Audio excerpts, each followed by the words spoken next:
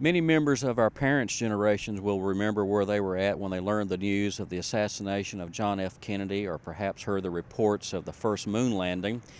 But the members of my generation will always remember where we were at when we learned on September 11th, 2001, of the terrorist attack on the World Trade Center in New York City.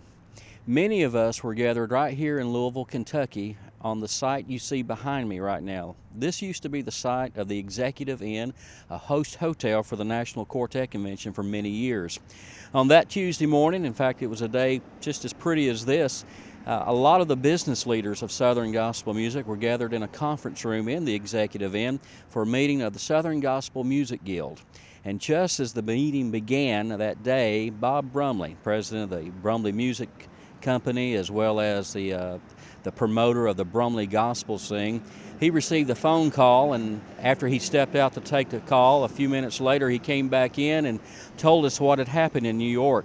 And just a few seconds later his cell phone rang once again, and that's when we learned of the second airplane going into the second tower.